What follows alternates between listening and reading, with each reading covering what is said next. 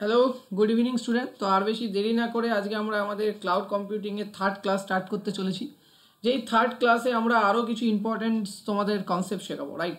So চলো আমরা ধীরে ধীরে দেখে নেব আমাদের থার্ড ক্লাসের গুরুত্বপূর্ণ কনসেপ্ট। তো আমরা চলে যাই ওপেন বোর্ডে। দেখো, আমাদের আগে অবধি আমরা যেটা জেনেছিলাম তারপর থেকে আমরা স্টার্ট করছি মূলত, এবং আমরা যে এক্সপিরিয়েন্সটা করব আজকের ক্লাসে সেটা কিন্তু খুবই ইন্টারেস্টিং একটা এক্সপিরিয়েন্স হতে চলেছে। হ্যাঁ, তো ক্লাউড কম্পিউটিং রিলেটেড আমরা মোটামুটি আমরা লাস্ট ক্লাসে যেটা দেখে উঠেছিলাম সেটা হচ্ছে কি স্যার? সেটা হচ্ছে স্যার আমরা ক্লাউড কম্পিউটিংয়ের ডিমান্ড দেখেছিলাম, যে ক্লাউড কম্পিউটিংয়ে কী কী ডিমান্ড আছে, ক্যারেক্টারিস্টিক্সের ব্যাপারে আমরা জেনেছিলাম। তারপর আমরা ক্লাউড কম্পিউটিংয়ের রেফারেন্স মডেল নিয়ে আজকে আলোচনা করব, যেটা খুবই গুরুত্বপূর্ণ জিনিস। হাইব্রিড ক্লাউডের ব্যাপারে আমরা বলেছিলাম নাকি না? মূলত আমরা প্রাইভেট ক্লাউড অবধি বলেছিলাম। তো আজকে আমরা হাইব্রিড ক্লাউডটা একবার কমপ্লিট করে নিই, দেন আমরা অনেক ডিসকাস করব, ঠিক আছে, অনেক কিছু নিয়ে। তো হাইব্রিড ক্লাউড কি? হাইব্রিড ক্লাউড বেসিক্যালি আমরা ইতিমধ্যেই পাবলিক ক্লাউড আর প্রাইভেট ক্লাউডের ক্যারেক্টারিস্টিক্স, অ্যাডভান্টেজ, ডিসঅ্যাডভান্টেজ দেখেছি, এবং দেখেছিলাম যে পাবলিক ক্লাউডে কিছু অ্যাডভান্টেজ আছে, কিছু ডিসঅ্যাডভান্টেজ আছে। তেমন প্রাইভেট ক্লাউডেও অ্যাডভান্টেজ আছে বেশি পরিমাণে, ডিসঅ্যাডভান্টেজ আছে খুব সামান্য পরিমাণে, বাট ডিসঅ্যাডভান্টেজ আছে, ঠিক আছে।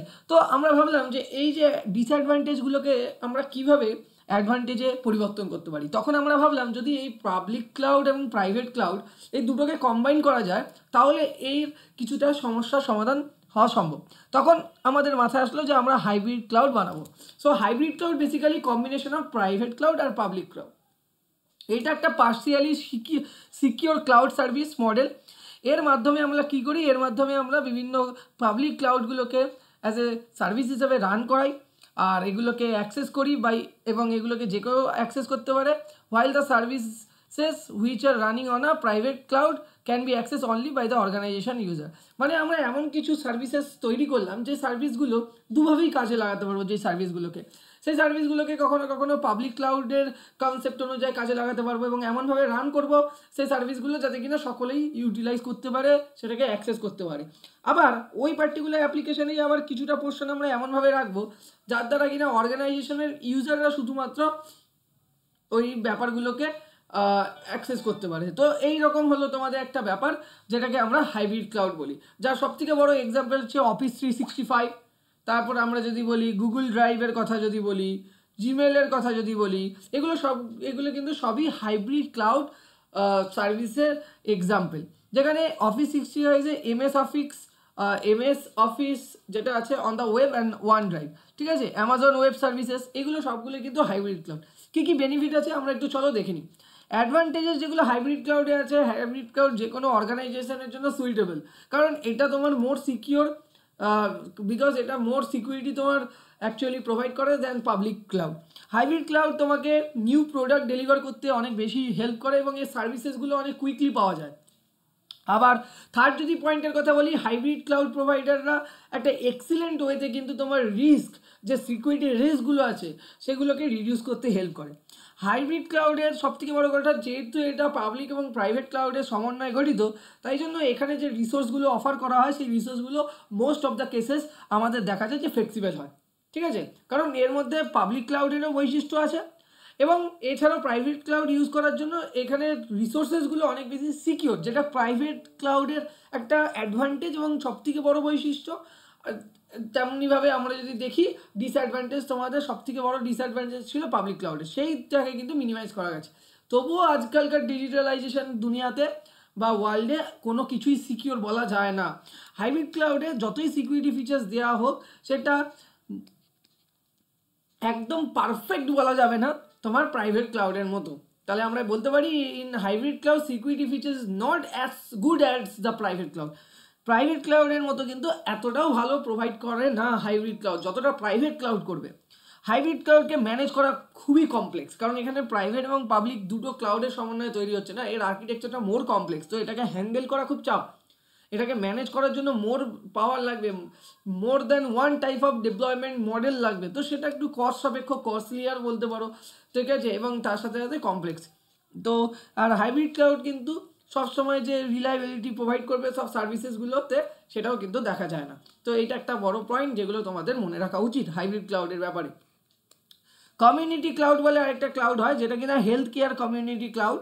আমি একটা দেখাচ্ছি। কমিউনিটি ক্লাউড বেসিক্যালি কিছু সিস্টেম এবং সার্ভিসেসগুলোকে অ্যালাউ করে এবং সেগুলোকে অ্যাক্সেস করতে দেয় একটা গ্রুপ অফ সেভারাল অর্গানাইজেশনকে। তারা তাদের ইনফরমেশনগুলো ওখানে শেয়ার করে রাখলো এবং সেই কটা অর্গানাইজেশন তারা তাদের মধ্যে বিজনেস কমিউনিকেশন বা স্পেসিফিক কিছু কমিউনিকেশন করার জন্য ইউজ করলো। যেমন লেটসে আমি যদি বলি, ধরো আজকে আমরা MS টিম ইউজ করছি। এই MS টিমটা একটা কমিউনিটি ক্লাউড সার্ভিসের মধ্যে পড়বে, কারণ এটা ধরো MS ক্লাউড আমি নিলাম এবং আমাদের যে আরেকটা অর্গানাইজেশন তারা নিল।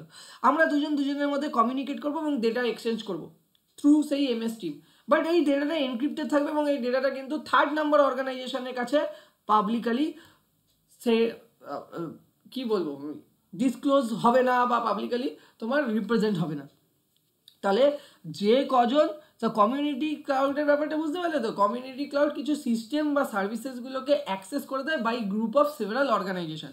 যে অর্গানাইজেশনগুলো তারা তাদের মধ্যে নিজেদের ইনফরমেশনকে শেয়ার করার জন্য ব্যবহার করে থাকে। এবং এই যে দেখতে পাচ্ছ, ইট ইজ ওন ম্যানেজ এবং operated by one or more organization. তখন ওই যে আমাদের যে ধরো আমার একটা এক্স একটা অর্গানাইজেশন ওয়াইয়ের সাথে বিজনেস করে, এক্স একটা অর্গানাইজেশন ওয়াইয়ের সাথে বিজনেস করে, এরা MS টিমের মাধ্যমে কথা বলবে। তাহলে এই MS টিমের মধ্যে কী কী ফিচার্স থাকবে, কীরকমভাবে ফিচার্সগুলোকে সাজাবে, অর্গানাইজ করবে, সেটা কিন্তু এই ওয়াই এবং এক্স এরা ডিসাইড করতে পারবে। এর মাঝে XY ছাড়া জেড যদি কোনো অর্গানাইজেশন কিন্তু ডিসাইড করতে পারবে না, এমনকি কোনো রকম কোনো ডেটাকে তারা দেখতেও পাবে না। তো ব্যাপারটা হচ্ছে কি, তার মানে ব্যাপারটা হচ্ছে যে আমাদের যে এই দুটো পার্টি আছে, দুটো পার্টির মধ্যে যে কোনো একজন বা দুজন পার্টি তোমার এই ক্লাউড সার্ভিসগুলোকে ওন করতে পারে, ম্যানেজ করতে পারে এবং অপারেট করতে পারে, ঠিক আছে? বাট কোনো থার্ড পার্টি এসে অপারেট, ম্যানেজ বা ওন করতে পারবে না। এটাই হলো সুবিধা কমিউনিটি ক্লাউডের, যার একটা বড় এক্সাম্পল হচ্ছে হেলথ কেয়ার কমিউনিটি ক্লাউড বা MS টিম বলতে পারো, ঠিক আছে? তাহলে এইটা হলো কমিউনিটি ক্লাউড এবং এই ব্যাপারটা তোমরা বুঝতে পারলে। তো অ্যাডভান্টেজ কী আছে আমরা দেখে নেব। অ্যাডভান্টেজ যেটা আছে আমাদের, যেটা আমরা দেখতে পাচ্ছি এখানে, মূলত এই সাবজেক্টটা খুবই ইন্টারেস্টিং হবে যত আমরা ডে বাই ডে পড়তে থাকবো। অ্যাডভান্টেজ কমিউনিটি ক্লাউডের যেটা হয়, কমিউনিটি ক্লাউডে কস্ট এফেক্টিভ হয় because whole cloud is being shared by several organization আর কমিউনিটিস। তাহলে কী হচ্ছে, আমরা একটা ক্লাউড সার্ভিস নিচ্ছি, সার্ভিসগুলো নিচ্ছি যেটা কিনা একটা গ্রুপ অফ অর্গানাইজেশনের মধ্যে শেয়ার হয়ে যাচ্ছে। এতে ওভারঅল যে কস্ট সেটা কমে যায়, কারণ এটা দুই পার্টি, এক্স পার্টি এবং ওয়াই পার্টি, দুই পার্টি মিলেই কিন্তু বেয়ার করছে, তো সেখানে ওভারঅল কস্ট কিন্তু কমে যায়। কমিউনিটি ক্লাউড কিন্তু তোমার যে কোনো অর্গানাইজেশনের জন্য সুইটেবল হয় because that want to have a collaborate cloud with more security. Okay, so security features public ক্লাউডের থেকে অনেক বেশি ভালো, এটা বেটার সিকিউরিটি প্রোভাইড করে, কোলাবোরেটিভ এবং ডিস্ট্রিবিউটিভ এনভায়রনমেন্ট রয়েছে, তো এটা খুবই ভালো। এবং এই কমিউনিটি ক্লাউডকে ইউজ করে আমরা বিভিন্ন ক্লাউড রিসোর্সেসগুলো এমনকি ইনফ্রাস্ট্রাকচারকেও কিন্তু আমরা শেয়ার করতে পারছি, ঠিক আছে, অ্যামং ভেরিয়াস অর্গানাইজেশন। তো এটা একটা কমিউনিটি ক্লাউডের one of the most important parameter বলতে পারো বা ইম্পর্টেন্ট অ্যাডভান্টেজ বলতে পারো। বাট তবুও কিন্তু ডিসঅ্যাডভান্টেজ আছে, কারণ কমিউনিটি ক্লাউড কিন্তু সমস্ত ধরনের অর্গানাইজেশনের জন্য পারফেক্ট না বা গুড চয়েস নয়, এটাও মাথায় রাখতে হবে। বা আবারও বারবার বলছি, সিকিউরিটি ফিচার্স কিন্তু কোনো দিনই তোমাকে প্রাইভেট ক্লাউডের মতো প্রোভাইড করবে না। আর এখানে যে সকল বিজনেস বা যে সকল অর্গানাইজেশনের তোমার কোনো রকম কোলাবোরেশন রিলেটেড ওয়ার্ক বা ইনফ্রাস্ট্রাকচার শেয়ারিং টাইপ অফ কোনো ওয়ার্ক নেই, তাদের জন্য কিন্তু এই মডেল একেবারেই তোমার সুইটেবল নয়। ফিক্সড অ্যামাউন্ট অফ ডেটা শুধুমাত্র স্টোর করতে পারবে, ব্যান্ডউইথ যেহেতু এমন কমিউনিটি মেম্বারের মধ্যে শেয়ার হয়ে যাচ্ছে, তাই জন্য কিন্তু এখানে একটুখানি আমি দেখতে পারবো ল্যাগিং, এই জিনিসটা একটু দেখা যায়, ঠিক আছে? নেটওয়ার্ক ডিস্টারবেন্স হলেই প্রচণ্ড পরিমাণে ল্যাগিং হয়, তো এটা আমরা নিজেরাও দেখেছি এবং উপভোগ করি মাঝে মাঝে, ঠিক আছে? তো এইগুলো হচ্ছে ওভারঅল তোমার classification, private cloud, public cloud, hybrid cloud, এমনকি কমিউনিটি ক্লাউডের সম্বন্ধেও আমি তোমাদেরকে জানিয়ে দিলাম। তো এই জিনিসগুলো থেকে কোশ্চেন আসতে পারে, সুন্দর ফরম্যাটে সমস্ত অ্যান্সার প্রোভাইড করা আছে। তোমরা যদি এইভাবে 3-4টে করে পয়েন্ট লেখো, ক্লাউড কম্পিউটিংয়ে ফুল মার্কস পাওয়া কোনো বড় বিষয় নয়। এবং এর জন্য কিন্তু আবারও বলছি, বারবার বলছি, ইজি টু লার্নিংয়ে কিন্তু তোমাদেরকে অ্যাডমিশন নিয়ে নিতে হবে ক্লাউড কম্পিউটিং শিখতে হলে, ঠিক আছে? কারণ ক্লাউড কম্পিউটিং যেভাবে আমি পড়াবো, যেভাবে বলবো, তার কোনো বিকল্প নেই। এবার আমরা যদি হিস্ট্রিক্যাল ডেভেলপমেন্টের দিকে আসি, আমরা যদি ক্লাউড কম্পিউটিংয়ের ডেভেলপমেন্টের দিকে আসি, তাহলে সেখানে কিন্তু একটা দারুণ জিনিস দেখতে পারবো। ক্লাউড কম্পিউটিংয়ের আগে কিন্তু আমরা যে মডেলগুলো ইউজ করতাম বা একেবারে বেসিক যে ক্লাউড কম্পিউটিংয়ের মডেল যেটা বলা হয়েছিল, কিন্তু অ্যাকচুয়ালি সেটা ক্লাউড কম্পিউটিং ছিল না, সেটা নেটওয়ার্কিংয়ের মডেল ছিল। পরবর্তীকালে সেটাকে কিন্তু অ্যাজ এ ক্লায়েন্ট এবং সার্ভার, মানে সেটাকেই পরবর্তীকালে কিন্তু আমরা কি বলবো, সেটাকেই কিন্তু আমরা পরবর্তীকালে ক্লায়েন্ট সার্ভার কম্পিউটিং বলবো, যেটা বেসিক্যালি একটা সেন্ট্রালাইজ স্টোরেজ সিস্টেম থাকবে এবং যার মধ্যে কিনা অনেকগুলো আমাদের সফটওয়্যার অ্যাপ্লিকেশন অ্যাভেলেবেল থাকবে, যার মধ্যে প্রত্যেকটা ডেটা স্টোর থাকবে সার্ভারের সাইডে এবং সেই ডেটাগুলোকে আমরা কন্ট্রোল করতে পারবো। ঠিক আছে, এটাই বেসিক্যালি ব্যাপার। তো if a single user wants to access specific data or run a program, he or she need to connect to the server and then gain appropriate access, right? And then he and she can do his or her business. তো এই হলো basically ব্যাপার। তো এইভাবে ভেবেই কিন্তু client server তোমার computing এই কনসেপ্টটাকে তৈরি করা হয়েছে, যেখানে কিনা একটা সেন্ট্রালাইজ স্টোরেজ হাব ক্রিয়েট করা হয়েছে, তার সাথে কিছু সফটওয়্যার অ্যাপ্লিকেশনকে অ্যাটাচ করে দেওয়া আছে এবং সেই সমস্ত সফটওয়্যারগুলোকে আমরা যদি অ্যাক্সেস করতে চাই, সেই সমস্ত রিসোর্সকে যদি অ্যাক্সেস করতে চাই, তাহলে আমাদের কি করতে হবে, প্রথমে স্পেসিফিক্যালি আমাদের অ্যাক্সেস করতে হবে। ঠিক আছে, মানে কানেক্ট করতে হবে সার্ভারটাকে কানেক্ট করে তাকে গেইন করার জন্য অ্যাপ্রোপ্রিয়েট অ্যাক্সেস লাগবে। তোমার কাছে যদি অ্যাপ্রোপ্রিয়েট অ্যাক্সেস থাকে, তাহলে ওই সেন্ট্রালাইজ স্টোরেজ সিস্টেমের মধ্যে যা যা ডেটা এবং প্রোগ্রাম তোমার স্টোর আছে, তুমি সেগুলোকে মানে অ্যাক্সেস করতে পারবে, চাইলে সেই সকল প্রোগ্রামগুলোকে তুমি রানও করাতে পারবে। তো এটাই ছিল একেবারে ফান্ডামেন্টাল ক্লাউড কম্পিউটিংয়ের কনসেপ্ট। ক্লাউড কম্পিউটিং বেসিক্যালি তোমার 1950 থেকে স্টার্ট হয়ে যায় কনসেপ্টটা। ইমপ্লিমেন্টেশন হতে হতে মেন ফ্রেম কম্পিউটার, সেখান থেকে স্ট্যাটিক ক্লায়েন্ট, থিন এবং স্ট্যাটিক ক্লায়েন্ট, এই সমস্ত আস্তে আস্তে আস্তে আস্তে আমাদের আর্লি 20th সেঞ্চুরিতে এসে দাঁড়ায় এবং সেখান থেকে আস্তে আস্তে তোমার ইভলভ হতে থাকে তোমার ক্লাউড কম্পিউটিং টেকনোলজিটা, এবং সেটা প্রথমে স্ট্যাটিক ক্লায়েন্টস থেকে ডাইনামিক রোলের দিকে যেতে থাকে এবং লাস্টে সেটা সফটওয়্যার টু সার্ভিসেসে পরিবর্তন হয়, সেগুলো আমরা দেখব। তো ক্লাউড কম্পিউটিংয়ের এই যে হিস্ট্রি, এখানে ক্লাউড কম্পিউটিংয়ের এই ডেভেলপমেন্টটা 1950s যে ভাবা হলো, এক্সিস্টেন্সটা তৈরি হলো, তাতে ইমপ্লিমেন্টেশনটা কী কী ভিশন নিয়ে করা হচ্ছিল, সেই ভিশনগুলো হচ্ছে ক্লাউড কম্পিউটিং তোমাকে ভার্চুয়াল হার্ডওয়্যারের ফেসিলিটি প্রোভাইড করে, রান টাইম এনভায়রনমেন্ট প্রোভাইড করে, তো এবং যে সার্ভিসেসগুলো প্রোভাইড করে সেটা ইন্ডিভিজুয়ালের জন্য যতটা এফেক্টিভ, একটা অর্গানাইজেশনের জন্যও এফেক্টিভ। তাহলে ক্লাউড কম্পিউটিং বেসিক্যালি তোমার virtual computer, hardware, run time environment সমস্ত কিছু রেডি করে দেয়, যে সার্ভিসেসগুলো তোমার ইন্ডিভিজুয়ালের জন্য এফেক্টিভ হতে পারে, কোনো একটা অর্গানাইজেশনের জন্য হতে পারে। এবার এইটা ভেবেই কিন্তু তোমার ক্লাউড কম্পিউটিংটাকে ডেভেলপ করার কথা ভাবা হয়েছিল। ক্লাউড সার্ভারের যে সার্ভিসগুলো আছে সেগুলোকে অ্যাক্সেস করা যেতে পারে অ্যাজ লং অ্যাজ আমরা চাইছি বা ইউজার চাইছে। তো ইউজার যতক্ষণ চাইছে সমস্ত সার্ভিসেসগুলো কিন্তু অ্যাক্সেস করতে পারবে। ঠিক আছে, তো এই হলো বেসিক্যালি ব্যাপার। There is no requirement of any upfront commitment. বলো। হ্যাঁ হ্যাঁ, তো এন্টার কালেকশন কম্পিউটার সিস্টেমে ট্রান্সফর্ম করা হবে কালেকশন অফ ইউটিলিটিসে। ঠিক আছে, যেটাকে প্রভিশন করা হবে এবং কম্পোস্ট করা হবে, করে সেটাকে একটা সিস্টেমের মধ্যে ডিপ্লয় করা হবে উইদিন আওয়ার্স। এটার জন্য কোনো রকম মানে বিশাল হিউজ নাম্বার অফ ডেজের রিকোয়ারমেন্ট নেই এবং মেনটেন্যান্স কস্টও প্রায় নেই বললেই চলে। তো এই সমস্ত ভিশন নিয়ে কিন্তু আমরা ক্লাউড কম্পিউটিংটাকে ডেভেলপ করার চেষ্টা করেছি। ঠিক আছে, তো এই জিনিসগুলো জানলে কিন্তু ক্লাউড কম্পিউটিংটা তোমাদের ইন্টারেস্টিং লাগবে এবং ক্লাউড কম্পিউটিং শিখতে হলে বারবার বলছি বেশি দেরি করো না, ফিস কিন্তু বেড়ে যাবে। ইজি টু লার্নিংয়ে অবশ্যই তোমরা জয়েন করে যাও এবং তোমরা শিখে নাও যে অ্যাকচুয়ালি ক্লাউড কম্পিউটিং জিনিসটা কি, সেটাকে কিভাবে কাজ করছে এবং কোথা দিয়ে এসছে, কীভাবে না হচ্ছে, ইচ অ্যান্ড এভরিথিং তোমাদের জন্য গুড ফরম্যাটে তুলে দিচ্ছি, যাতে কিনা তোমাদের সাবজেক্টটি ইন্টারেস্টিং হয়। আচ্ছা, তো এইটা বেসিক্যালি গ্লোবাল ক্লাউডের যে মার্কেট প্লেস, এইটা যদি তোমরা এই ছবিটা দেখো, এই যে দেখতে পাচ্ছ ছবিটা, এটা হচ্ছে global market place, cloud market place. ঠিক আছে, I need to grow my infrastructure, কেউ একজন বলছে যে I need to grow my infrastructure but I do not know for how long. ঠিক আছে, এই যে কারোর কোশ্চেন এসেছিল কারোর মাথায়, কিভাবে হবে সলিউশনটা। কেউ একজন ভাবছে I can not invest in infrastructure, I just started my business. কেউ ভাবছে যে আমি ভাই কোনো রকম ইনফ্রাস্ট্রাকচারের টাকাই দেবো না, আমি বিজনেস স্টার্ট করবো, কিভাবে করা যায়। কেউ কেউ ভাবছে আমি আমার ইনফ্রাস্ট্রাকচারকে গ্রো করতে পারি, কিন্তু কিভাবে করবো এবং কত সময় লাগবে সেই বিষয়ে কোনো আইডিয়া নেই। তারপর কেউ একজন বলছে I want to focus on application logic, not maintenance part, not scalability issues. কেউ একজন ভাবছে আমি শুধু অ্যাপ্লিকেশন পার্টে শুধুমাত্র ফোকাস করবো, অ্যাপ্লিকেশন লজিক নিয়ে আমি ভাববো, আমি আমার মেনটেনেন্স স্কেলেবিলিটি এই সমস্ত ইস্যুর কথা আমি ভাবতে পারছি না ভাই, আমার দ্বারা হবে না। I have a lot of infrastructure that I want to rent. কেউ ভাবছে যে আমি ভাই যদি ইনফ্রাস্ট্রাকচারকে রেন্টে নিতে পারতাম, যদি একের অধিক সংখ্যক ইনফ্রাস্ট্রাকচারকে রেন্টে নেওয়া সম্ভব হয়, কেউ এরকম একটা কোশ্চেন রাইজ করছে।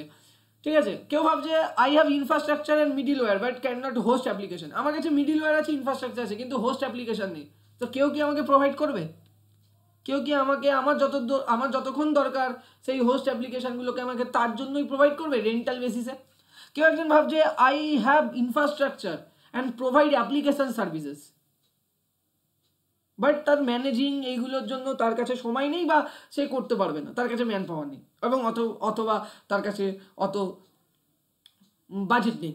তো এই সমস্ত জিনিসের সমস্যার সমাধান কিন্তু তোমাকে দেবে হচ্ছে গ্লোবাল ক্লাউড মার্কেট প্লেস, মানে বলতে গেলে বেসিক্যালি তিনটে কোম্পানি, AWS, অ্যামাজন, গুগল, আর একটা হচ্ছে মাইক্রোসফট।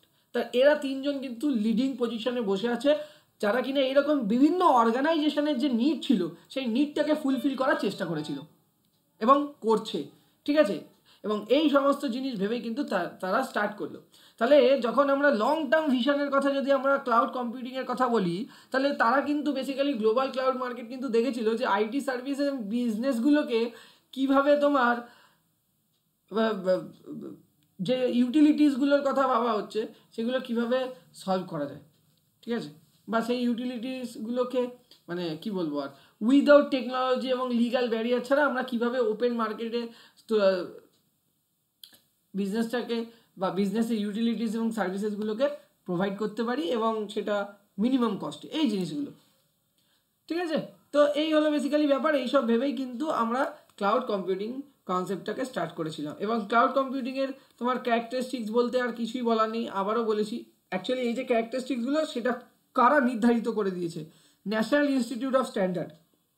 সবসময় মনে রাখবে, কোনো কিছু যখন কিছু একটা সিস্টেম বা এনভায়রনমেন্টের কোনো নিয়ম বলা হচ্ছে বা তার ব্যাপারে বলা হচ্ছে যে এই ফিচার্স বা এই জিনিসগুলো এরা প্রোভাইড করবে, সেটা অবশ্যই কিন্তু কোনো না কোনো স্ট্যান্ডার্ড বডিজ, ঠিক আছে, টেকনোলজিক্যাল অ্যান্ড গভর্নমেন্ট বডিজ কিন্তু ডিসাইড করে তার উপরে কিন্তু সেট করা হয়। তেমন ক্লাউড কম্পিউটিংয়ের ভিশনের পরে কী কী একটা ক্লাউড কম্পিউটিং এনভায়রনমেন্টের বা মধ্যে থাকা উচিত ক্যারেক্টারিস্টিক, সেটা কিন্তু NIST ন্যাশনাল ইনস্টিটিউট অফ স্ট্যান্ডার্ডের ওপরে বেস করে এই কটা জিনিসকে মেন ক্যারেক্টারিস্টিক্স বা প্যারামিটার বলে দেখা হয়েছে। যাতে আমাদের কি দেখা হয়েছে সবার প্রথম দেখা হয়েছে অন ডিমান্ড সেল সার্ভিস। তার মানে অন ডিমান্ড সেল সার্ভিস মানে ইমেল অ্যাপ্লিকেশন এগুলো না, ঠিক আছে। অন ডিমান্ড কম্পিউটার সার্ভিস প্রোভাইডারের সাথে ইন্টারেক্ট করে এই সমস্ত যে কম্পিউটার সার্ভিসগুলো আছে সেগুলোকে তারা ইজিলি অ্যাক্সেস করতে পারছে। ঠিক আছে, অ্যামাজন ওয়েব সার্ভিসেস আছে, তোমরা নাম শুনেছো, IBM আছে, সেলস ফোর্স আছে। তো এইগুলো হচ্ছে অন ডিমান্ড সেল সার্ভিস। তারপর হচ্ছে network access, cloud service is available over the network. কী কী ক্লাউড সার্ভিস অ্যাভেলেবেল আছে সেগুলো দেখো। রিসোর্স পুলিং, ঠিক আছে, যেখানে তুমি ডেটাগুলো রাখছো। Same resource can be use by more than one customer at a same time একের বেশি সংখ্যক কাস্টমার কিন্তু সেম রিসোর্সকে অ্যাক্সেস করতে পারছে, ইউজ করতে পারছে। ঠিক আছে, এইটা র্যাপিড ইলাস্টিসিটি, যেটা তোমাদের পয়েন্টও আছে। On demand cloud services can be available and released. Cloud service capability are unlimited and can be accessed at any time. এটাই হচ্ছে র্যাপিড ইলাস্টিসিটি। তোমাদের পরীক্ষাতে একটা পয়েন্ট আমি তোমাদের সিলেবাসে দেখছিলাম, র্যাপিড ইলাস্টিসিটি কি, এই কথাটা লিখতে হবে। On users demand cloud services can be available and released. Cloud service capabilities are unlimited and can be accessed at any time. এইটুকুনি ব্যাপার লিখতে হবে। ঠিক আছে, তো এইগুলো হচ্ছে বেসিক্যালি ভাবনার জায়গা ক্যারেক্টারিস্টিক্স ক্লাউড কম্পিউটিং। আচ্ছা, এবার আমরা ব্যাপারটা অ্যাকচুয়ালি বোঝার চেষ্টা করি যে ক্লাউড কম্পিউটিংয়ের রেফারেন্স মডেলটা দেখতে কেমন হবে। দেখো, ক্লাউড কম্পিউটিংয়ের রেফারেন্স যদি মডেলের কথা বলা হয়, কনসেপচুয়াল মডেলের কথা বলা হয়, সেটাকে অনেকগুলো ভাগে ক্যারেক্টারাইজ এবং স্ট্যান্ডার্ডাইজ করা হয়েছে। সেই এনভায়রনমেন্টটাকে অনেকগুলো কনসেপচুয়াল লেয়ারের মধ্যে আমরা ভাগ করেছি, দেখতে পাচ্ছ, এবং অনেকগুলো ক্রস লেয়ার ফাংশনও ওর মধ্যে ইন্ট্রোডিউস করা হয়েছে। এই রেফারেন্স মডেলটা ক্লাউড কম্পিউটিংয়ের ফাংশনালিটিস অ্যাক্টিভিটিসগুলোকে কিন্তু লজিক্যাল লেয়ার এবং ক্রস লেয়ার ফাংশনের দ্বারা রিপ্রেজেন্ট করেছে। যেখানে আমরা দেখতে পাচ্ছি 5খানা আমাদের লজিক্যাল লেয়ার আছে আর 3টে আমাদের ক্রস লেয়ার ফাংশন আছে। কিন্তু এই সকলগুলো জানার আগে আমাদের প্রথমে বুঝতে হবে যে অন প্রিমাইসেস বা ক্লাউডের মধ্যে কি পার্থক্য। দেখো, অন প্রিমাইসেস বলতে আমি আবারও বলেছি যেটা হচ্ছে তোমার ফিজিক্যাল ইনফ্রাস্ট্রাকচার, যেটা কিনা তোমার হাতে আছে। তার মানে তুমি জানো, you know where your data is, তোমার ডেটাটা কোথায় রাখা হয়েছে, কিভাবে রাখা হয়েছে, ইউ মাস্ট নো এবং ইউ ডেফিনেটলি নো। এটা হচ্ছে অন প্রিমাইসের বেনিফিট। বাট ক্লাউডের ক্ষেত্রে কিন্তু তুমি জানো না, তুমি জাস্ট তাদেরকে ডেটাটা দিয়ে দিয়েছো, পুরোটাই তুমি তাদের উপর ছেড়ে দিয়েছো, তুমি জানো না ডেটাটা কোথায় আছে। তোমাকে জাস্ট সেই ক্লাউড সার্ভিস প্রোভাইডারের উপর ট্রাস্ট করতে হবে যে হ্যাঁ, সে কোনো একটা লোকেশনে তোমার ডেটাটা আছে, ডেটাটা সিকিউর আছে, তোমাকে ট্রাস্ট করতে হবে তাদের উপর। তুমি কিন্তু জানো না যে কোথায় কিভাবে তোমার ডেটাটা রাখা আছে। বাট অন প্রিমাইসেস হলে তোমার ডেটাটা কোথায় রাখা আছে, কিভাবে রাখা আছে, ডেফিনেটলি তুমি জানো। তার মানে বেসিক্যালি বোঝা যাচ্ছে যে তোমার ডেটার ফিজিক্যাল লোকেশন তুমি জানো, বাট যেহেতু তুমি, ঠিক আছে, এছাড়া যেটা হচ্ছে সমস্যা অন প্রিমাইসেস, সেটা হচ্ছে যে তোমার যে প্লেসে ডেটাটা রাখা আছে সেটা অবশ্যই লিমিটেড। তো সেই ক্ষেত্রে কিন্তু physical location of your data is limited, ঠিক আছে। তো এটা একটা বড় সমস্যা। কিন্তু তোমার ডেটাটা ওয়ার্ল্ড ওয়াইড যেখানে খুশি থাকতে পারে। ক্লাউড সার্ভিস যদি তুমি ক্লাউড সার্ভিস প্রোভাইডারের কাছে যদি তুমি ডেটাটাকে দাও, সেই ডেটাটা যে কোনো লোকেশানে কিন্তু ওয়ার্ল্ড ওয়াইড যে কোনো লোকেশানে কিন্তু অ্যাভেলেবেল থাকতে পারে এবং তুমি সেটাকে অ্যাক্সেস করতে পারবে এনি টাইম এনিওয়্যার। বাট তোমাকে অথরাইজ পার্সন হতে হবে। এটা হচ্ছে ফার্স্ট পয়েন্ট। সেকেন্ড পয়েন্ট হচ্ছে তুমি ফিজিক্যাল ইনফ্রাস্ট্রাকচার ডেটা সেন্টার যখন বানাচ্ছ, সেখানে তুমি যখন তোমার ডেটাটা রাখছো, যেভাবে রাখছো, কিভাবে থাকবে, সমস্ত জিনিস যখন তুমি জানো, তার মানে তাই ডেটাটাকে সিকিউর রাখার ফুল কন্ট্রোল কিন্তু তোমার কাছে আছে। You are in full control of security. But যখন তুমি ডেটাটা কোনো একটা ক্লাউড সার্ভিস প্রোভাইডারের কাছে দিয়ে দিচ্ছ, তখন কিন্তু তোমাকে তাদের ডেটা সিকিউরিটির ওপরে ট্রাস্ট করতে হবে যে তারা বিভিন্ন ধরনের, যখন তুমি ক্লাউড সার্ভিস প্রোভাইডারের সাথে যখন তুমি ডিল করবে যে হ্যাঁ আমি আপনাদের সার্ভিসেসগুলো নিতে চাই, তখন তারা যেভাবে বলবে, তারা যেভাবে তোমাকে বোঝাচ্ছে যে হ্যাঁ আমাদের কাছে এইভাবে ডেটাটা রাখা হয়, এই সিকিউরিটি প্রোভাইড করা হয় তাকে, সেই সমস্ত কথাগুলোর উপর কিন্তু তোমাকে ট্রাস্ট করে যেতে হবে, ঠিক আছে, কিছু করার নেই।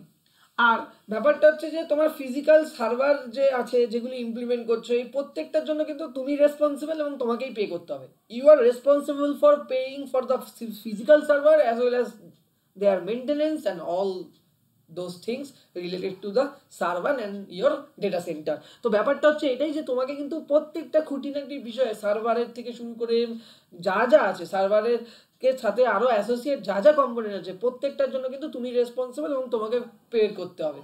কিন্তু তুমি যদি ক্লাউড প্রোভাইডারকে নাও, তাহলে তুমি শুধুমাত্র ফিজিক্যাল সার্ভার যেটা তোমার দরকার, ঠিক আছে, ফিজিক্যাল সার্ভারের ওপরে কিন্তু তোমার কোনো রকম কোনো চিন্তা করার কারণ নেই, ঠিক আছে।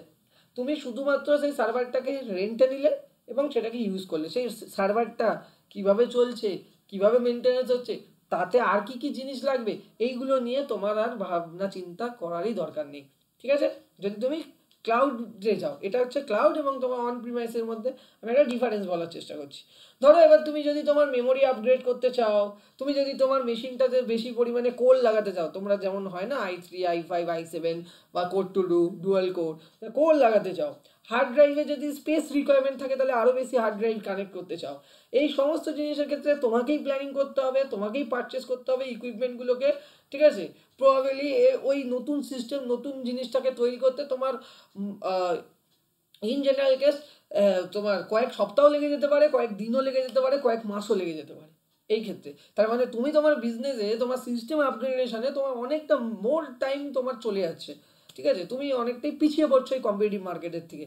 সেই ক্ষেত্রে কী হবে, সেই ক্ষেত্রে যদি আমি ক্লাউড সার্ভিস নিই, তাহলে আমি ইজিলি যখনই আমি চাইবো, আমি আমার মেমোরি, কোর, হার্ডওয়্যার, ইকুইপমেন্ট সমস্ত কিছু জাস্ট ফিউ বাটন ক্লিকের মাধ্যমে কিন্তু কয়েক মিনিটের মধ্যে সেই জিনিসটাকে আপগ্রেড করে ফেলতে পারবো।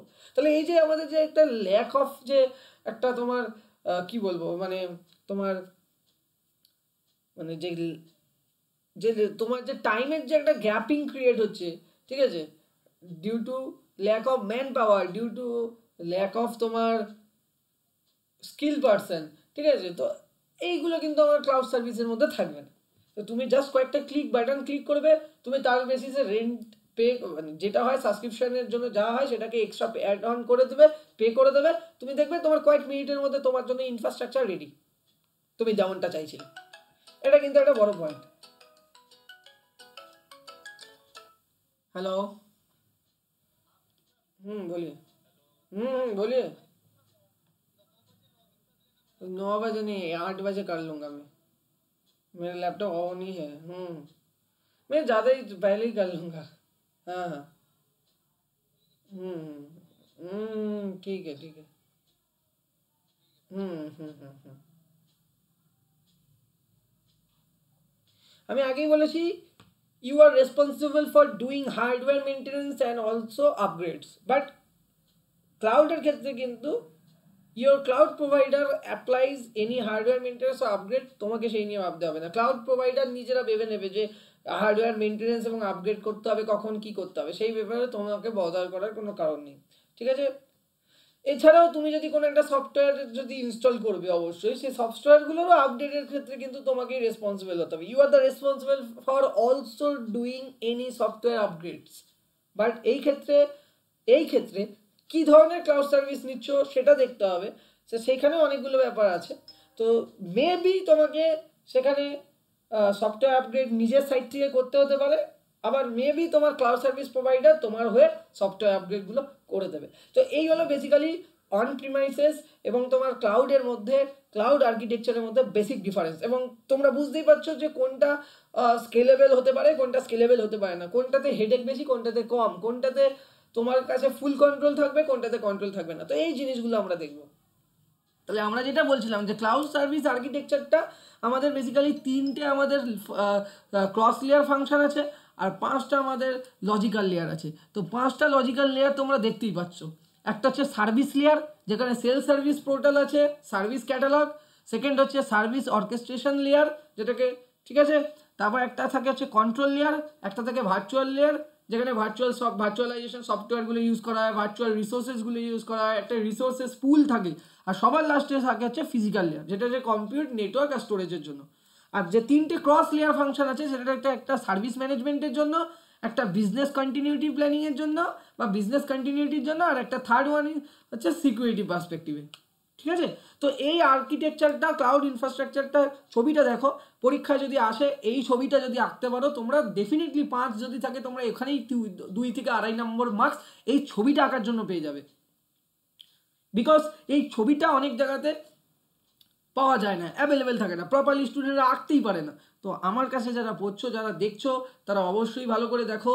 এখানে কিন্তু তোমাদের 3টে ক্রস লেয়ার ফাংশন এবং 5টা লজিক্যাল লেয়ার আছে। ছবিটা কিন্তু ভালো করে প্র্যাকটিস করে ছবিটা আঁকবে, ঠিক আছে। নেক্সট হচ্ছে ক্লাউড কম্পিউটিং লেয়ারের মধ্যে বললাম তো ফিজিক্যাল লেয়ার। এবার তোমাদের এই ব্যাপারগুলো আসি যে ফিজিক্যাল লেয়ারের মধ্যে আমরা কি কি পাচ্ছি। ফিজিক্যাল লেয়ার হচ্ছে একদম ক্লাউড ইনফ্রাস্ট্রাকচারের ফাউন্ডেশন লেয়ার, যেখানে বেসিক্যালি স্পেসিফিক এন্টিটিগুলো থাকে। কি কি entity? Compute system, network device, storage device, মানে এটা বেসিক্যালি অপারেটিং এনভায়রনমেন্ট, প্রোটোকল, ঠিক আছে, প্রোটোকল, তারপর হচ্ছে টুলস, প্রসেসেস, এগুলো এই লেয়ারে চলে। এই লেয়ার বেসিক্যালি কি করে? এই লেয়ার বেসিক্যালি কন্ট্রোল লেয়ার এবং ভার্চুয়ালাইজেশনের হেল্প নিয়ে কোনো একটা পার্টিকুলার রিকোয়েস্টকে এক্সিকিউট করতে হেল্প করে। তাহলে ফিজিক্যাল লেয়ার বেসিক্যালি কি করে? It execute the request which is generated by the virtualisation and control layer. Control layer এবং ভার্চুয়ালাইজেশন লেয়ারের মানে যে সকল তোমার রিকোয়েস্টগুলো জেনারেট হয় সেই রিকোয়েস্টগুলোকে এক্সিকিউট করে। ভার্চুয়াল লেয়ার কি? ভার্চুয়াল লেয়ার ঠিক ফিজিক্যাল লেয়ারের ওপরেই কিন্তু ডেভেলপ করা হয় বা ডিপ্লয় করা হয়। যেমন তোমাদের বলতে গেলে এক্সাম্পল বলতে গেলে VMware বলতে পারো, ঠিক আছে, আর তারপর তোমরা বলতে পারো ভার্চুয়াল বক্স, ঠিক আছে। তো এইগুলো হচ্ছে কিন্তু ফিজিক্যাল লেয়ারের উপরে হয়। এই লেয়ারটা স্পেসিফিক্যালি যে এন্টিটিসগুলো রাখা হয় এই লেয়ারে, যেগুলো অপারেট করে, সেগুলো হচ্ছে যে কোনো ধরনের ভার্চুয়ালাইজেশন সফটওয়্যার যেগুলো আছে বা ভার্চুয়াল রিসোর্সেসগুলো আছে, সেগুলোকে কিন্তু এই লেয়ারের উপর ইউজ করে। এই লেয়ারটা কি করে? এটার রিকোয়েস্টগুলো কন্ট্রোল লেয়ার থেকে যে রিকোয়েস্টগুলো আসছে সেই রিকোয়েস্টগুলোকে এক্সিকিউট করতে এবং জেনারেট করতে হেল্প করে। কন্ট্রোল লেয়ার কি? কন্ট্রোল লেয়ার হচ্ছে ভার্চুয়াল লেয়ার এর ওপরে এটাকে বেসিক্যালি তৈরি করা হয়। এটা বেসিক্যালি যা যা ভার্চুয়াল লেয়ারে চলার জন্য যে যে ধরনের ম্যানেজ করা দরকার, যা যা সফটওয়্যার আছে সেগুলোকে ম্যানেজ করা এবং কী কী সফটওয়্যার লাগবে, কীভাবে সেগুলো কন্ট্রোল হবে, ম্যানেজ হবে, সেই জিনিসগুলোকে হ্যান্ডেল করে। তার মানে রিসোর্সকে কনফিগারেশন, রিসোর্স পুল কনফিগারেশন, রিসোর্স প্রভিশনিং, এই প্রত্যেকটা জিনিসকে এনেবেল করতে হেল্প করে। তাহলে আমি কি বলছি? রিসোর্স কনফিগারেশন, রিসোর্স পুল কনফিগারেশন এবং রিসোর্স প্রভিশনিংকে এনেবল করতে কিন্তু কন্ট্রোল লেয়ার হেল্প করে। খুব ভালো করে এই জায়গাগুলো দেখো এবং জায়গাগুলো খুব পয়েন্ট ওয়াইজ আছে। তো তোমরা যদি এই জিনিসগুলো পড়তে থাকো আমার কাছে ডেফিনেটলি তোমাদের এক্সামে অ্যান্সার করে আসার জায়গা থেকে কোনো রকম সমস্যার মানে সম্মুখীনই হতে হবে না, এইটুকুনি গ্যারেন্টি দিচ্ছি। আজকে এই ক্লাসটাও আমরা ইউটিউবে দেবো, এই ক্লাসটাও আমি বারবার করে বলছি এই ক্লাসটা one of the best class হবে, কারণ প্রত্যেকটা জিনিস কিন্তু তোমাদেরকে একেবারে ডিপলিভাবে আমরা বলছি। এখানে কোনো রকম ভাওতাবাজি, কোনো রকম গল্পের জায়গায় নেই, কারণ টেকনিক্যাল কনসেপ্ট, এখানে সমস্ত কিছু টু দ্য পয়েন্ট অ্যান্সার দিতে হবে এবং সমস্ত জিনিসই টু দ্য পয়েন্টই রিপ্রেজেন্ট করা আছে এবং খুব গুড ফরম্যাটে, ঠিক আছে, খুব ক্লিয়ার কনসাইজ ম্যানারে ক্রিয়েট করা হয়েছে সমস্ত জিনিস, যাতে গেলে তোমরা জিনিসগুলোকে খুব ইজিলি অ্যাডাপ্ট করতে পারো এবং পরীক্ষায় খাতায় গিয়ে লিখে আসতে পারো। চলো নেক্সট, কন্ট্রোল লেয়ারের পরে আসছে আমরা কি, আমাদের কন্ট্রোল লেয়ারের পরে আছে হচ্ছে তোমার সার্ভিস অর্কেস্ট্রেশন লেয়ার।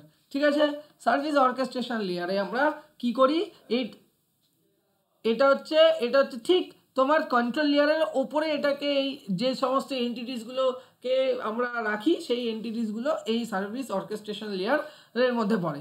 এটা বেসিক্যালি কিভাবে অটোমেটেড টাস্কগুলো এক্সিকিউট করবে সেই ওয়ার্ক ফ্লোটাকে প্রোভাইড করতে হেল্প করে। তাহলে basically it provides work flow for executing automated task, repeated টাস্কগুলোকে এক্সিকিউট করা হবে কি করে, তার ওয়ার্ক ফ্লোটা কিন্তু প্রোভাইড করে দেয় সার্ভিস অর্কেস্ট্রেশন লেয়ার। সার্ভিস লেয়ারকে অ্যাকচুয়ালি কী করে, সার্ভিস লেয়ার বেসিক্যালি কনজিউমারের সাথে বা যে ক্লাউড রিসোর্সেসগুলোকে তুমি কনজিউম করছো তার সাথে ইন্টারাক্ট করতে কিন্তু হেল্প করে।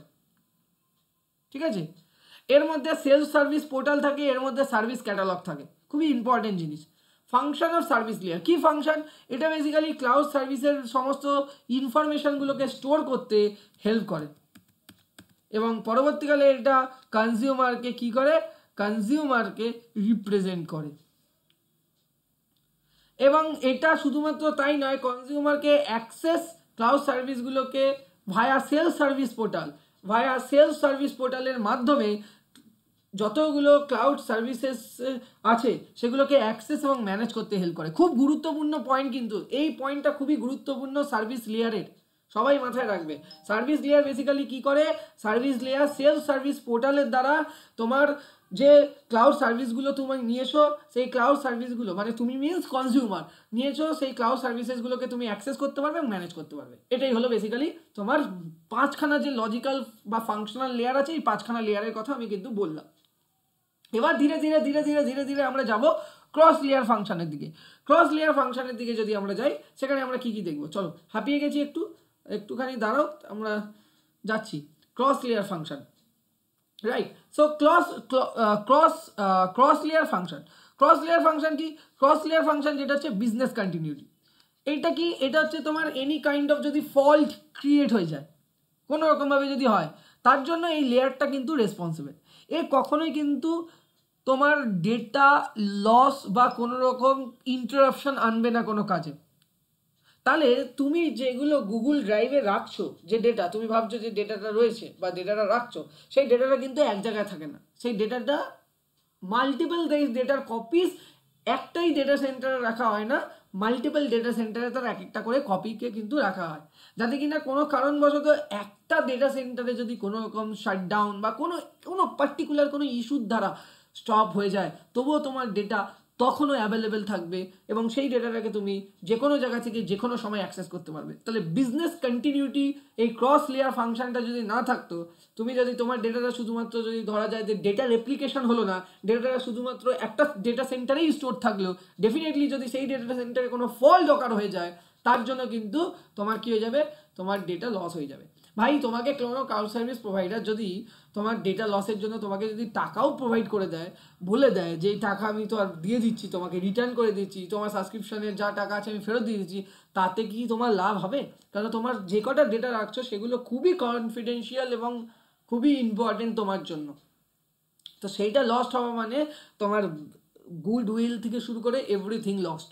তো সেই কারণে কি করা হয়, ক্লাউড সার্ভিস আর্কিটেকচারে তোমার যাতে এই ধরনের ইস্যুস না ক্রিয়েট হয়, তাই জন্য তোমার যে ডেটাগুলো তোমরা ক্লাউড সার্ভিস প্রোভাইডারকে দিচ্ছ, তাদের অ্যাক্রস দ্য গ্লোব যতগুলো ডেটা সেন্টার আছে, প্রত্যেকটা ডেটা সেন্টারে তোমার একটা ডেটার কপি ক্রিয়েট করে রাখা হয়, মানে যেটাকে কিনা ডেটা রেপ্লিকেশন বলা হচ্ছে।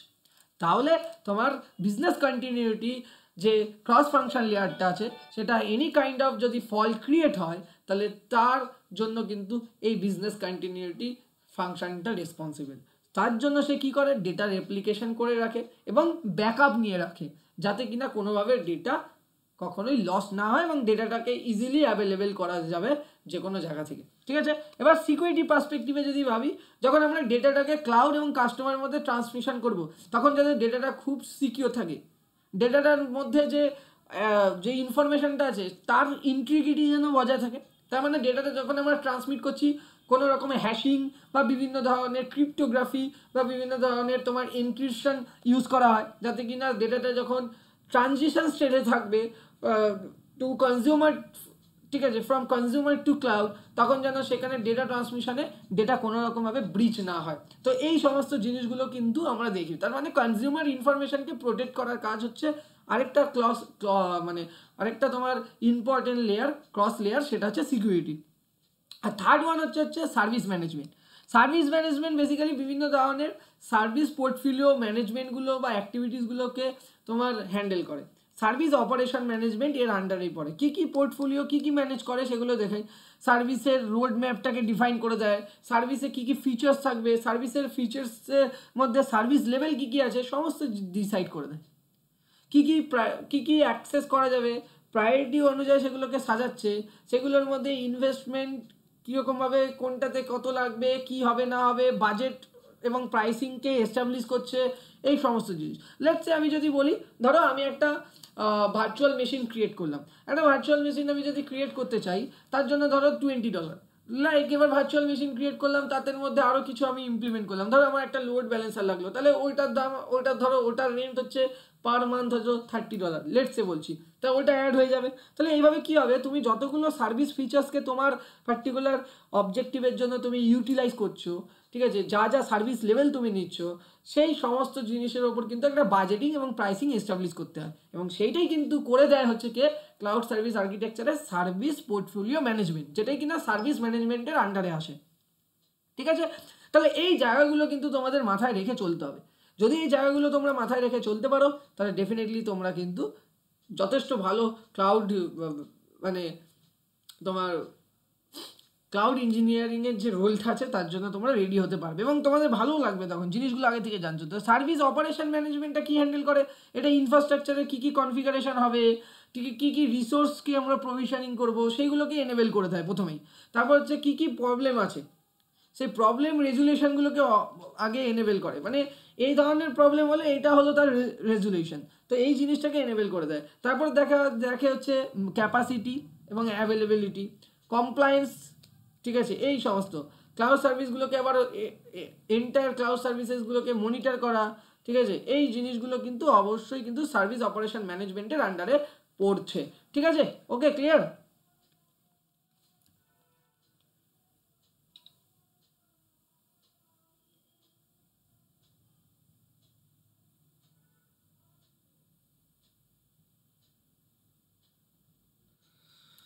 তো এটা বেসিক্যালি ব্যাপার। Cloud computing environment, cloud service requirement, এগুলো নিয়ে তো আমরা আলোচনা করব। তার আগে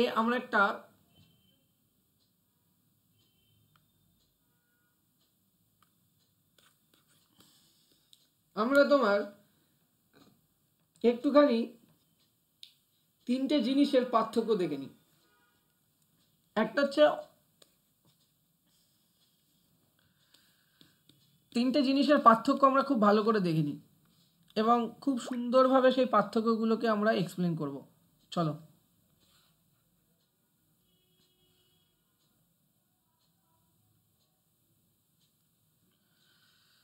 এখানে আমাদের অন প্রিমাইসেস রাখবো, এখানে আমাদের আইএএস রাখবো, ঠিক আছে, এখানে আমাদের পিএএসএসকে রাখবো, সরি এটা হচ্ছে অন প্রিমাইসেস, এটা হচ্ছে আইএএস, সরি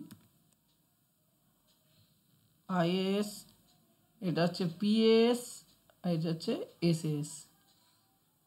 কি জিনিস, কিভাবে তোমাদের এই প্রপার্টিগুলো দেখে তোমরা বুঝতে পারবে যে এটা অন প্রিমাইসেস না এটা ক্লাউড সার্ভিস থেকে নেওয়া হয়েছে এবং কী ধরনের ক্লাউড সার্ভিস থেকে নেওয়া হয়েছে, তাই না?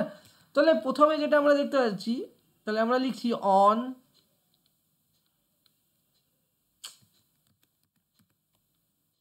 অন প্রিমাইস, শর্টে লিখলাম, হ্যাঁ, অন প্রিম। এখানে আমরা লিখছি IaaS, এখানে আমরা লিখছি PaaS, আর লাস্ট আমরা লিখছি SaaS। এগুলো নিয়ে আমরা অবশ্যই ডিটেলে আলোচনা করব। অন প্রিমাইস বলতে তোমরা দেখেই বুঝতে পারবে ফিচার্সের ট্র্যাডিশনাল যতগুলো সার্ভার আছে,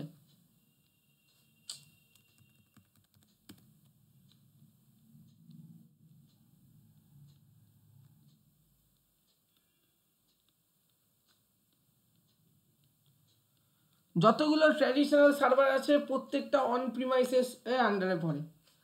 ইনফ্রাস্ট্রাকচার অ্যাজ এ সার্ভিস এটাকে বলা হয়, প্ল্যাটফর্ম অ্যাজ এ সার্ভিস এটাকে বলা হয় সফটওয়্যার অ্যাজ এ সার্ভিস। কি বললাম, এই IaaS কে বলা হচ্ছে ইনফ্রাস্ট্রাকচার অ্যাজ এ সার্ভিস, ঠিক আছে। PaaS কে বলা হচ্ছে platform as a service, and SaaS কে বলা হয় সফটওয়্যার অ্যাজ এ সার্ভিস। তাহলে অন প্রিমাইস বলতে গেলে ট্র্যাডিশনাল সার্ভারগুলোকে বোঝানো হয়। আমি যদি বলি হচ্ছে ইনফ্রাস্ট্রাকচার অ্যাজ এ সার্ভিসের মধ্যে কে পড়ে, ভার্চুয়াল মেশিন পড়ে,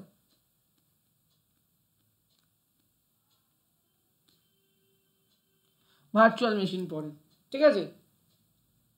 বা তোমরা বলতে পারো এই ভার্চুয়াল মেশিন পড়ে।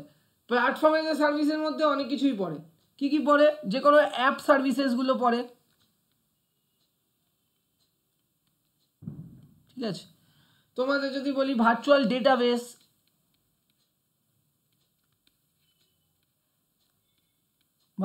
ডেটাবেস, তোমাদের যদি বলি কন্টেইনার, ইনস্ট্যান্ট, ঠিক আছে,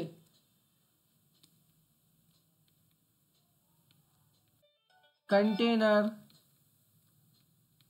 ইনস্ট্যান্ট, এই সমস্ত জিনিসগুলোকে পরে আমরা ডিটেলে, আমাদের কোর্স কিন্তু সবে চালু হয়েছে, আমরা এখন এগুলো ডিটেলে যাব না, তখন তোমরা খুব ভালো করে জিনিসগুলো বুঝতে পারবে। ভার্চুয়াল ডেটাবেস, কন্টেনার, ইনস্ট্যান্ট, এগুলো সব প্ল্যাটফর্ম এজ এ সার্ভিসের মধ্যে পড়ে। আর সফটওয়্যার এজ এ সার্ভিস আমি একটু আগেও এক্সাম্পল দিয়েছিলাম, যেমন হচ্ছে তোমার জিমেল বা ইমেল, তারপর তোমাদের দিয়েছিলাম অফিস 365, তারপর তোমাদের দিয়েছিলাম MS টিমস, তারপর তোমাকে দিয়েছিলাম ড্রপবক্স, তারপর তোমাকে দিয়েছি ডেভঅপস সার্ভিসেস,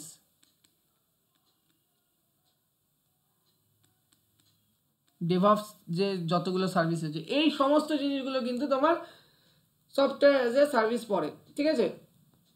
তাহলে বোঝা গেল।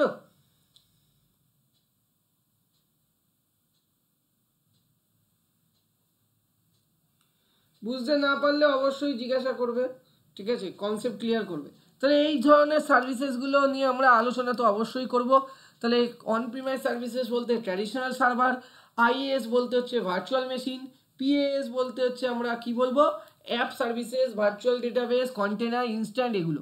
আচ্ছা, যদি আমরা বলি যে স্যার তার মানে হচ্ছে আমাদের ক্লাউড কম্পিউটিংয়ের যে রেফারেন্স মডেল বলতে আমরা এই জিনিসটাকেই আমরা না, এই যে তোমরা যেটা এখন পড়লে এই জিনিসটাকেই আমরা কিভাবে একটা রেফারেন্স মডেল আকারে বলতে পারি।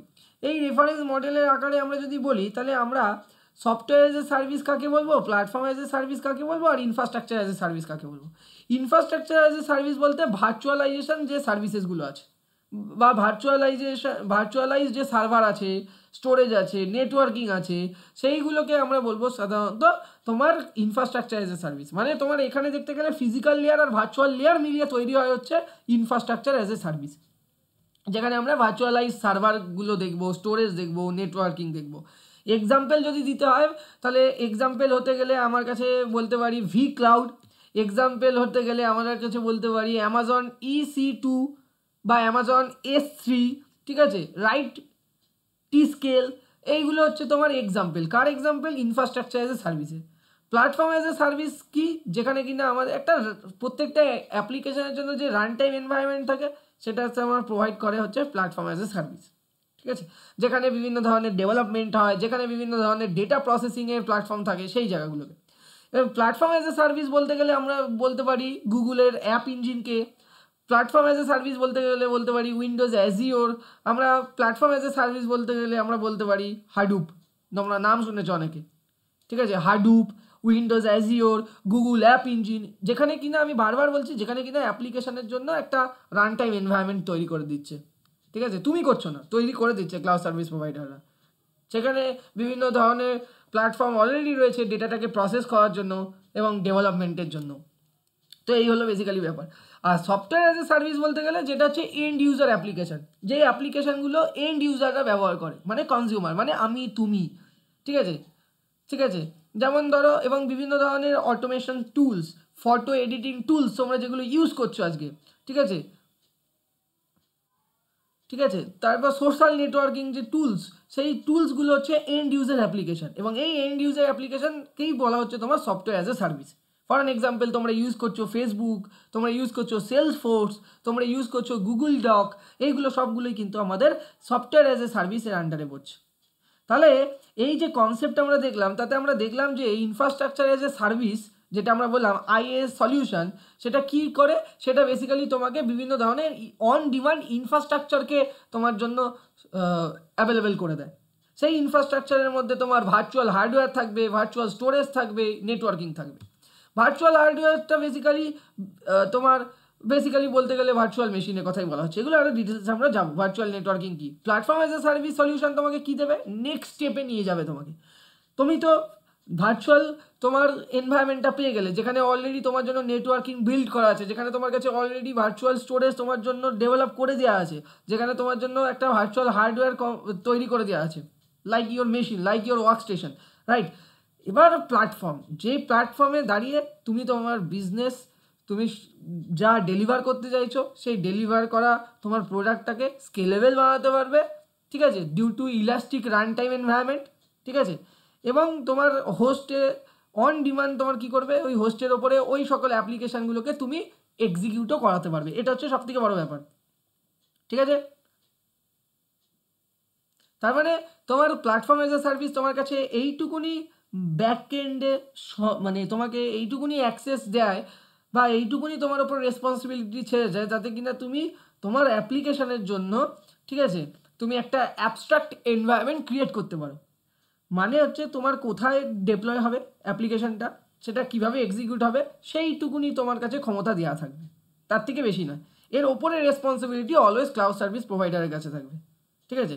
মানে ধরো বিভিন্ন ধরনের ফল্ট টলারেন্সকে ম্যানেজ করা, ঠিক আছে, এই সমস্ত জিনিসগুলো কিন্তু তোমার হাতে থাকবে, বা বিভিন্ন ধরনের লাইব্রেরি ফাংশনস, এইগুলো তোমার কিন্তু থাকবে হচ্ছে ক্লাউড সার্ভিস প্রোভাইডারের কাছে, সেটা তোমার কাছে দেবে না। And at the top of the stack যদি আমরা দেখি, যেটা আমরা সফটওয়্যার এজ এ সার্ভিস বলছি, সেইটা এখানে কি, সেখানে হচ্ছে সলিউশন প্রোভাইড করে দিয়েছো, যে সমস্ত সলিউশন প্রোভাইড করেছো যে সমস্ত অ্যাপ্লিকেশনের রেসপেক্টে, ঠিক আছে, সেই সমস্ত অ্যাপ্লিকেশনের ফাংশনালিটিগুলো প্রপারলি রান করছে কিনা, ঠিক আছে, সেইগুলো দেখা, বা তার জন্য যে ডকুমেন্টসগুলো লাগছে সেই documents management, photo editing, customer relation management, CRM software, এই প্রত্যেকটা কিন্তু তোমার সফটওয়্যার এজ এ সার্ভিসের মধ্যে বলা আছে। সফটওয়্যার এজ এ সার্ভিস মানে হচ্ছে তুমি সেখানে কিন্তু একটা লিমিটেড টাইপ অফ অ্যাক্সেসই পাবে, তোমার কাছে কিন্তু বাকি যে ফাংশনালিটিগুলো থাকবে সেগুলো কিন্তু অ্যাভেলেবেল থাকবে না, বা ডিসেবল থাকবে। এই হলো বেসিক্যালি তোমার বলতে গেলে এই স্যাস, আইএস, প্যাস, এগুলো নিয়ে আলোচনা করলাম। তো এই হলো বেসিক্যালি ব্যাপার। তো আজকে আমরা এই অবধি বললাম, আমরা আবার নেক্সট দিনে অনেক ডিটেলে আলোচনা করব। যেহেতু কেউ এখনও জয়েন করনি, তাই জন্য এই জিনিসগুলো আমি বলে দিচ্ছি, এবং আশা করি আজকের যে জিনিসটা আমরা আলোচনা করলাম সেটা হচ্ছে কি, সেটা হচ্ছে ক্লাউড কম্পিউটিং রেফারেন্স মডেল, ঠিক আছে? আর এইদিকে আমরা রিসোর্স দেখেই চিনতে পেরে গেলাম যে কোনটা অন প্রিমাইসেস, কোনটা আইএস, প্যাস, এসএস, এবং তার মধ্যে কোনটা কোন কাজের জন্য ব্যবহার করা হয়। তাহলে তোমাদের কিন্তু খুবই ভালো হলো। পরের দিনে আমরা আরও ডিটেলে যাব এবং আমরা ডিসকাস করব বাকিগুলো, এবং তোমাদের সিলেবাস অনুযায়ী কিন্তু আমরা ইউনিটে ধীরে ধীরে এগোচ্ছি। অলমোস্ট আর একটা ক্লাসেই আমরা কিন্তু ফার্স্ট ইউনিটটা কমপ্লিট করে উঠবো।